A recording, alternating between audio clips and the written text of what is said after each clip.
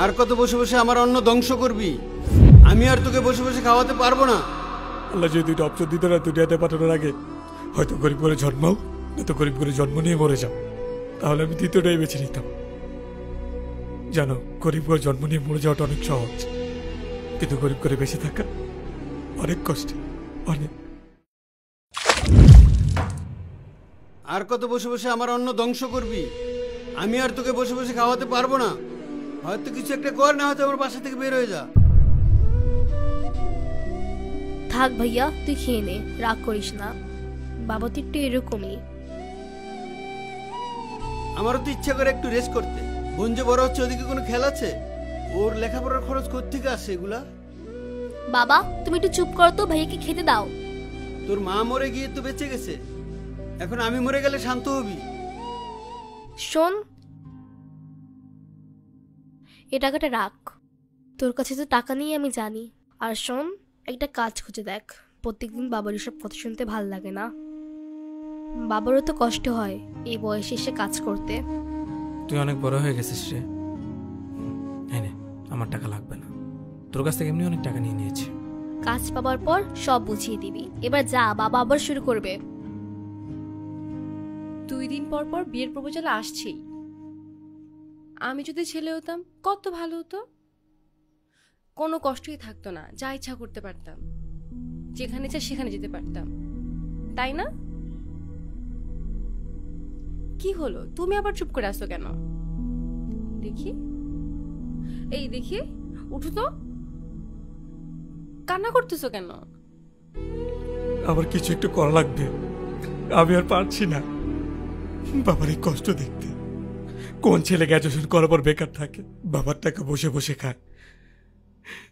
আল্লাহ যদি দুইটা অপশন দিত না দুনিয়াতে পাঠানোর আগে, হয়তো গরিব করে জন্মাও, নয়তো গরিব করে জন্ম নিয়ে মরে যাও, তাহলে আমি দ্বিতীয়টাই বেছে নিতাম। জানো, গরিব করে জন্ম নিয়ে মরে যাওয়াটা অনেক সহজ, কিন্তু গরিব করে বেঁচে থাকা অনেক কষ্ট, অনেক। এই যে তুমি এখন আমার সাথে আছো, কিছুদিন পর তুমিও থাকবে না এই অভাবের কারণে। তুমি পাগল হইছো? ছেলেগুলো তো অনেক আগেই চলে যেতাম, 3 বছর অপেক্ষা করতাম না। কান্না বন্ধ করো তো, আমি তোমার পাশে সব সময় আছি, যাই হয়ে যাক না কেন, আমি তোমার হাত কোনোদিন ছাড়বো না। তোমাকে একটা কথা বলি, বলো। আমার একটা ফ্রেন্ডের রেস্টুরেন্ট আছে, ওর অনেকদিন ধরে একটা লোক লাগতো। কাজটা ছোট, আমি একটা ভালো কাজ পাওয়া পর্যন্ত এই কাজটা করি, তোমার যদি কোনো প্রবলেম না থাকে। তুমি কি বোকা? কোনো কাজই ছোট না, তুমি হ্যাঁ বলে দাও। স্মাইল।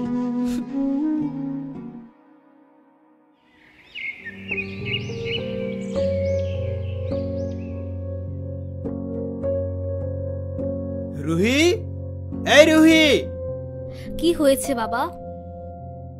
জিজ্ঞেস কর তো অকর্মটা কোথায় যাচ্ছে এত সকালে?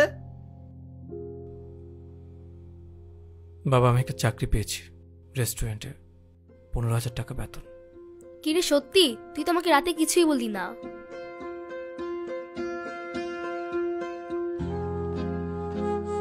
কংগ্রাচুলেশন, এখন থেকে দেখবি আমাদের আর কোনো সমস্যা থাকবে না। আর শোন, আমার টাকাগুলো কিন্তু এখন থেকে ফেরত দিয়ে দিবি। ঠিক আছে ম্যাডাম, সব দিয়ে দিব। এবার তাহলে আমি যাই। ওকে। প্রথম দিন কাজ কেমন গেল তোমার? খুব ভালো। আচ্ছা, এখন একটা ভালো কাজের সন্ধান পেলেই তাড়াতাড়ি করে তোমাকে বিয়ে করে ফেলবো।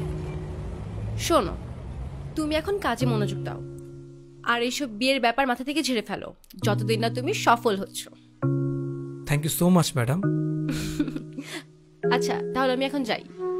আর হ্যাঁ, রুহির জন্য কিন্তু মনে করো চকলেট নিয়ে যেও, ঠিক আছে? ঠিক আছে ম্যাডাম, সাবধানে যেও।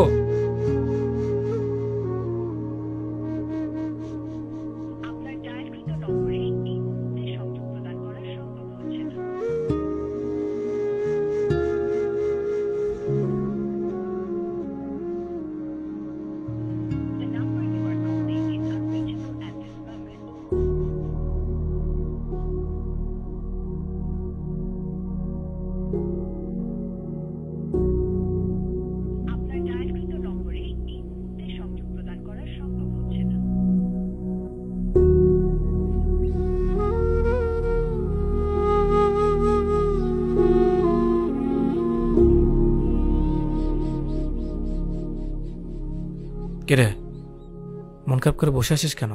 বাবা সন্ধ্যা থেকে বাসায় কেন আজকে অফিসে যায়নি? গিয়েছিল। তো কি হয়েছে? বাবার নাকি চাকরি চলে গেছে। অনেক ডাকছি কিন্তু বাবা গেট খুলে নাই। কি বলিস? কখন থেকে? আমাকে ফোন দিবি না?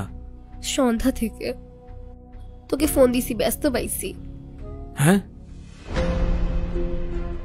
বাবা, বাবা, এই বাবা, বাবা দরজা খোলো। বাবা, তোমার চাকরি কাছে তো কি হয়েছে? এখন তো আমি ইনকাম করি, 2-3 মাস বেতন না পেলে কি হবে? একটা সময় চাকরি তো পাবাই। বাবা। বাবার তো কোনো শব্দ আসতেছে না। হ্যাঁ,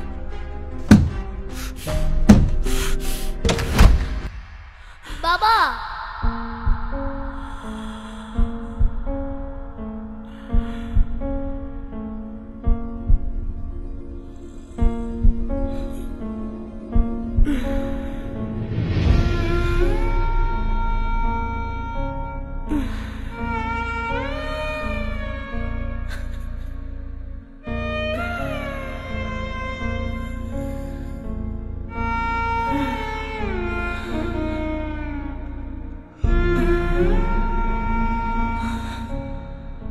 আমাকে মাফ করে দাও। আজ আমার বিয়ে, আমি আমার কথা রাখতে পারিনি। আমি ফোন চুরি করে তোমাকে কল দিলাম, শেষবারের মতো একটু কথা বলো। হ্যালো প্রিয়,